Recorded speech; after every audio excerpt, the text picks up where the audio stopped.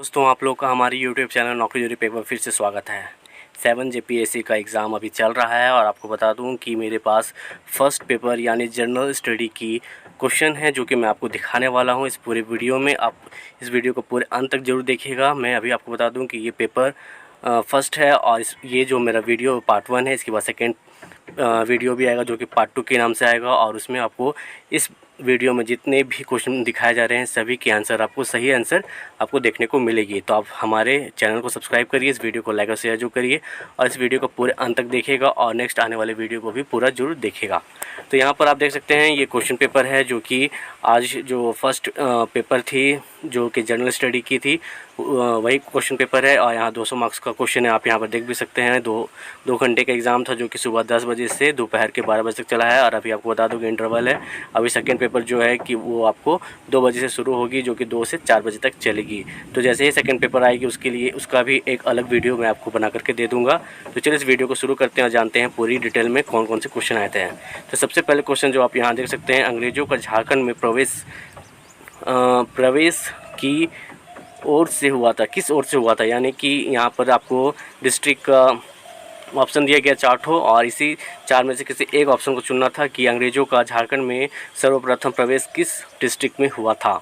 Second question आपको बता दूं कि भूमिज विद्रोह से था जो कि भूमिज विद्रोह का नेता कौन थे, इसके बारे में पूछा गया था। थर्ड क्वेश्चन आपको बता दूं कि भारत से विदेशों में बहुतायत में निर्माण की जाने वाली आम की कौन सी प्रजाति पाई जाती है। तो यहाँ पर भारत से विदेशों में जो निर्यात किया जाता है उसमें सबसे ज़्यादा कौन सी प्रजाति की आम पाई जाती है उसके बारे में पूछा गया था।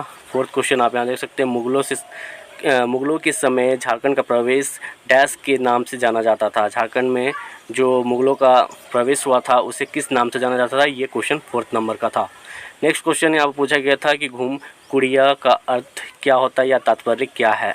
उसके बाद जो क्वेश्चन था वो है, निम्नलिखित में से किस पर्व से पहाड़ी खड़िया की आर्थिक स्थिति उजागर होती है।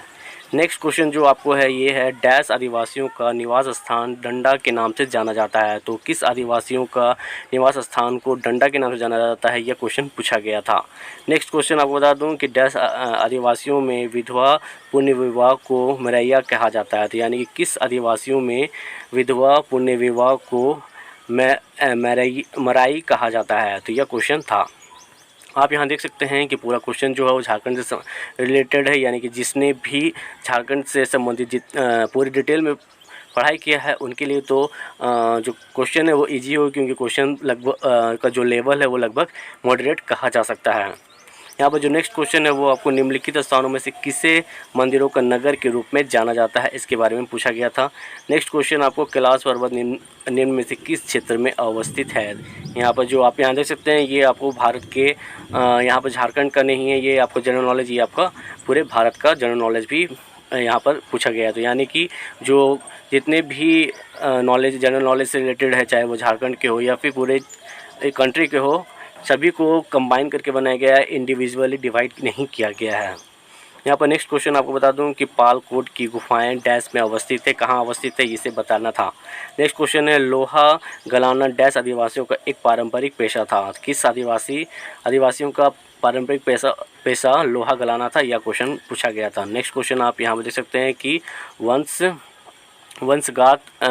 वंशगत संपत्ति के बिक्री पर डैश कर लगता है। तो वंशगत संपत्ति में किस प्रकार का कर लगाया जाता है, इसे पूछा गया था। नेक्स्ट क्वेश्चन, निम्नलिखित में से कौन सा शास्त्रीय नृत्य अपने वर्तमान स्वरूप में मुगल परंपरा से प्रभावित है। नेक्स्ट यह क्वेश्चन था। 15वां क्वेश्चन में आप यहाँ पर पूछा गया था, विश्व की सर्वाधिक समस्यात्मक जलीय घास फूस कौन से हैं, ये क्वेश्चन था।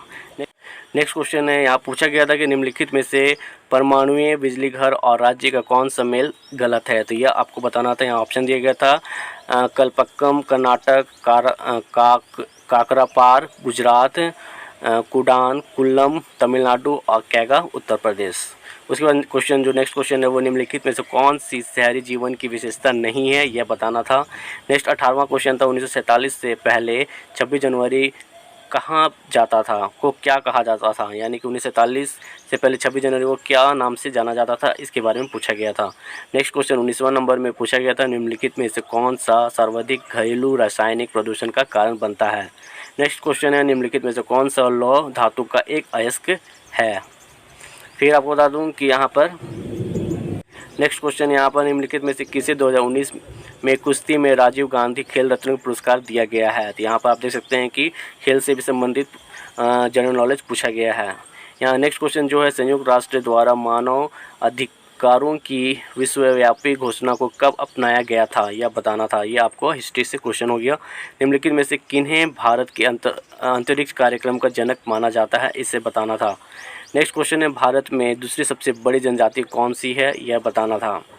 नेक्स्ट क्वेश्चन है 25वां जो नंबर का क्वेश्चन है वो भारत के 25वें नंबर का जो क्वेश्चन है वो भारत के प्रधानमंत्री द्वारा शुरू की गई रो पेरी दिन किन दो स्थानों को जोड़ती है। नेक्स्ट क्वेश्चन है निम्नलिखित में कौन सा आपदा के बाद का उपाय है। नेक्स्ट क्वेश्चन आपको यहाँ पर देखने को मिलेगा 27वां नंबर का ब्रिटिश प्रधानमंत्री विंस्टन चर्चिल ने नोबेल पुरस्कार जीता था, तो इसके बारे में क्वेश्चन था। नेक्स्ट क्वेश्चन 28वां नंबर में निम्नलिखित भारत के राज्यों में से कौन सा राज्य सर्वाधिक वनाच्छादित है, यह क्वेश्चन पूछा गया था। 29वें नंबर में आपको राष्ट्रीय आपदा प्रबंधन प्राधिकरण का गठन कब किया गया था, यह क्वेश्चन था। नेक्स्ट क्वेश्चन आपको 30वें नंबर में भारत में वायु परिवहन का कब प्रारंभ किया गया था। नेक्स्ट क्वेश्चन है भारतीय राष्ट्रीय ध्वज के प्रारूप को किस दिन स्वीकार किया गया था। नेक्स्ट क्वेश्चन है भारत में राष्ट्रीय मानवाधिकार आयोग का वर्तमान अध्यक्ष कौन है। 33वें नंबर का क्वेश्चन था किस राज्य में सौर ऊर्जा के विकास की सर्वाधिक क्षमता है। 34वें नंबर में निम्नलिखित में से किस परमाणु ऊर्जा संयंत्र की स्थापित क्षमता सर्वाधिक है। 35वें नंबर का भारत में सर्वाधिक जनजाति कौन सी है। 36वें नंबर का क्वेश्चन है टोडा जनजाति मुख्य कहाँ निवास करती है। 37वें नंबर में भारत में उचित पारिस्थितिक संतुलन बनाए रखने के लिए कितनी भूमि वनाच्छादित होने की सिफारिश की गई है। 38वें नंबर का क्वेश्चन है भारत का वृहद प्राकृतिक बंदरगाह कौन सा है।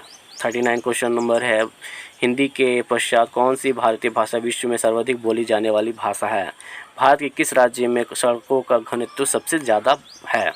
वहीं 41वें नंबर का भारतीय चारागाह एवं चारा अनुसंधान संस्था कहाँ पर स्थित है। 42वें नंबर का निम्नलिखित को कालक्रमानुसार व्यवस्थित कीजिए, यानी कि आपको इसको अरेंज करना था।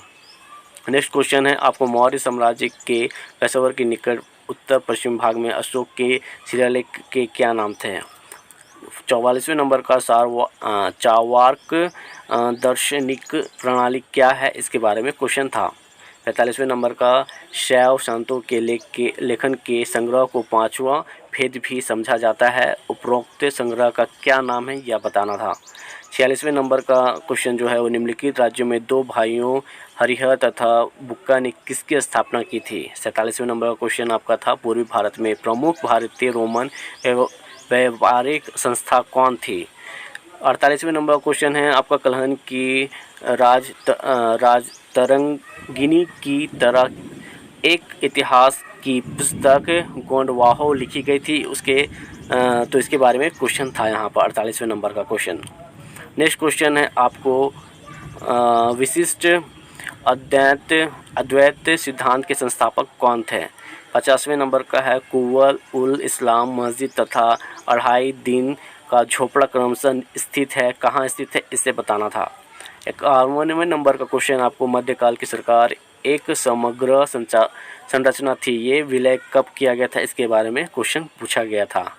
52 नंबर क्वेश्चन पूछा गया था प्रथम भारतीय शिक्षा आयोग की नियुक्ति किसने और किस वर्ष की थी।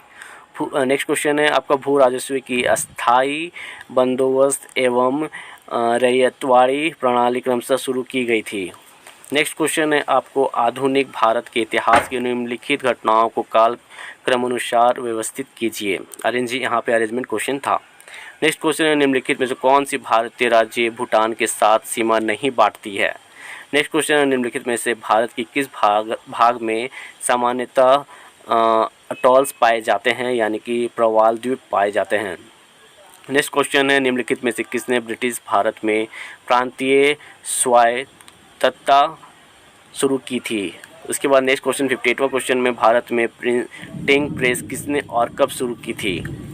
59वें क्वेश्चन में आपको पूछा गया है कि भारत में निम्नलिखित में से किस तटीय प्रदेश में उत्तर पूर्व मानसून से वर्षा होती है। नेक्स्ट क्वेश्चन है, निम्नलिखित में से कौन सा कथन पृथ्वी की गति के संदर्भ में है। तो यहाँ पर देख सकते हैं, यहाँ पर आपको साइंस से भी क्वेश्चन अब पूछा जा रहा है। भारतीय उपग्रह श्रृंखला इनसैट एक उदाहरण है। किस चीज़ का उदाहरण है, यहाँ पर आप देख सकते हैं। यहाँ पर फिजिक्स का और साइंस से भी क्वेश्चन दिया गया है। 62वें नंबर में पूछा गया, निम्नलिखित में से कौन सा विशेष लक्षण नर्मदा नदी के लिए उपयुक्त है। नेक्स्ट क्वेश्चन है, भारतीय जनगणना 2011 के अनुसार किस भारतीय राज्य में ऋणात्मक जनसंख्या वृद्धि दर दर्ज की गई है। नेक्स्ट क्वेश्चन है, निम्नलिखित में से कौन सा कथन भारत की लैटेराइट मृदा के संदर्भ में सत्य है। नेक्स्ट क्वेश्चन है, निम्नलिखित में से किस जल क्षेत्र में जल का उपयोग भारत में सर्वाधिक की जाती है। 60वें क्वेश्चन में पूछा गया, भारतीय जनगणना 2011 के अनुसार निम्नलिखित में से किस भारतीय राज्य में नगरों की संख्या सर्वाधिक है। 67वें क्वेश्चन में पूछा गया है, निम्नलिखित में से कौन सा सम्मिलित सही नहीं है। तो आपको अनुच्छेद दिया गया था और इसमें आपको बताना था कौन सा गलत है। 68वें नंबर पूछा गया है, निम्नलिखित में से कौन सा वाद जमींदारी व्यवस्था से संबंधित है। 69वें क्वेश्चन में पूछा गया, निम्नलिखित में से कौन सा अनुच्छेद राज्य विधानसभा में आंग्ल भारतीयों के प्रतिनिधित्व से संबंधित था। 70वें नंबर में क्वेश्चन है, यह किसने कहा कि न्यायिक सक्रियतावाद को न्यायिक जोखिमवाद नहीं होना चाहिए था। 71 क्वेश्चन है, आपका संघ लोक सेवा आयोग राज्य की आवश्यकताओं की पूर्ति के लिए सहमत होता है। इसके लिए आपको यहाँ पर क्वेश्चन ऑप्शन दिए गए थे, इसमें से एक टिक करना था। नेक्स्ट क्वेश्चन है, भारत में नियोजन के संदर्भ में क्या सत्य है, इसे बताना था। 73वें नंबर में नगर पालिका का सदस्य चुने जाने के लिए कोई व्यक्ति निर्हित नहीं होगा, इसके लिए कितने आयु की ज़रूरत होती है, इससे क्वेश्चन पूछा गया था। नेक्स्ट क्वेश्चन है, democracy and development in India from socialism to pro business नामक पुस्तक के लेखक कौन थे। तो यहाँ पर पुस्तक से भी क्वेश्चन पूछ दिया गया है। नेक्स्ट क्वेश्चन है, सुशासन के संदर्भ में निम्नलिखित में से कौन सा सत्य सही नहीं है, इसे बताना था।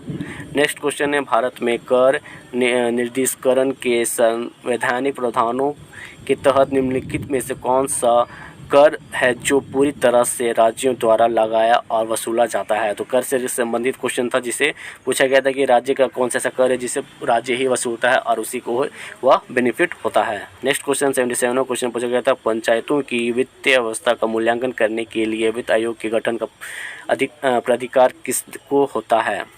नेक्स्ट क्वेश्चन है, भारतीय राजकोषीय के संघवादी व्यवस्था में संसाधनों का केंद्र द्वारा राज्यों का आवंटन किया जाता है। वर्तमान में निम्न में से कौन सा संसाधनों के आवंटन का एक माध्यम नहीं है, यह क्वेश्चन पूछा गया था।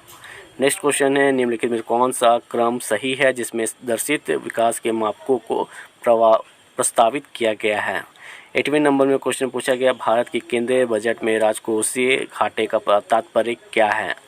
81 क्वेश्चन था, भारत की दूसरी पंचवर्षीय योजना डैश द्वारा विकसित एक आर्थिक मॉडल पर आधारित थी, इसे बताना था कि किसने दूसरी पंचवर्षीय योजना का मॉडल क्या था। 82वें नंबर में भारत में शीर्ष पंक्ति वाली मुद्रा फीसदी आधारित होती है, इसके बारे में क्वेश्चन था। 83वें नंबर में क्वेश्चन था, नीति आयोग ने प्रत्येक राज्य संघ राज्य क्षेत्र के लिए समेकित सूचकांक का विकास किया है जो प्रत्येक संधारणीय विकास के लक्ष्य की ओर होने वाली प्रगति को संकलित करता है और राज्यों के प्राप्तिकर्ता अग्रणी निष्पादक और आकांक्षी में वर्गीकृत करता है। इस समेकित सूचकांक के आधार पर निम्नलिखित कौन सा एक अग्रणी राज्य नहीं है, यह बताना था। 84वें नंबर में था, आपका देश के 29वें राज्यों और 6 संघ राज्य क्षेत्रों के 312 शहरों कस्बों में आच्छादित भारत सरकार के राष्ट्रीय वायु गुणवत्ता मॉनिटरिंग कार्यक्रम के अंतर्गत निम्नलिखित में से किस मिश्रण को सभी जगहों पर नियमित मॉनिटरिंग के लिए चिन्हित किया गया है। 85वां क्वेश्चन था, निम्नलिखित में कौन सी एक संस्था ब्रेटन वुड संस्थानों से संबंधित नहीं है, इसके बारे में बताना था। नेक्स्ट क्वेश्चन है, हिम बोसान को इनमें से क्या कहा जाता है, इसके बारे में क्वेश्चन था। 87वां क्वेश्चन में, यदि एक समय अंतराल में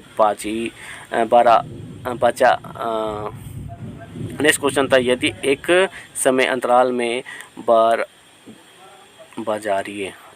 नेक्स्ट क्वेश्चन था, यदि एक समय अंतराल में बाजारी शक्तियों द्वारा विनिमय दर 60 प्रति डॉलर से बदल कर 65 प्रति डॉलर किया जाता है तो उसका मूल्य क्या होगा, उसके बारे में बताना था। उसके बाद नेक्स्ट क्वेश्चन है गुणसूत्रों की वंशागत का सिद्धांत क्या था, उसे बताना था। हवा में प्रकाश की चाल निर्भर करती है, इसे बताना था निम्नलिखित में से, यानी कि the speed of light in air depends on which is not an insect, इनमें से कौन सा एक कीट नहीं है। Emitting light emitting diode LED works on the principle of what. Next question था which one is not an example of electromagnetic wave. 90वें क्वेश्चन में था the form of information signal used in sending fax and email is. Next question था nitrogen is taken by plants in the form of what. The basic unit of quantum information is. Next question था आपको cloud computing service does not includes. Next question है the botanical name of macaroni wheat is the botanical name of macaroni wheat is what? Next question है first herbicide produced in world which is कौन सा था। The deadly disease of groundnut is। next question था maize, potato, sugarcane, moong is the example of crop rotation for। तो इस प्रकार से आप देख सकते हैं क्वेश्चन बहुत ही अच्छे थे। आपने यदि अच्छे तरीके से प्रिपरेशन किया था तो आपको जो एग्ज़ाम है वो अच्छी जाएगी, क्योंकि क्वेश्चन जो थे वो मॉडरेट लेवल के थे, आप कह सकते हैं। तो इसी कारण इस वीडियो को समाप्त करता हूँ। आपको नेक्स्ट वीडियो में आपको पता चलेगा कि इस सभी क्वेश्चंस के आंसर क्या थे, तो उस वीडियो को भी जरूर पूरा देखिएगा। और उसके बाद एक और वीडियो आएगा जिसमें मैं आपको पेपर 2 के बारे में पूरी इन्फॉर्मेशन दूँगा। धन्यवाद।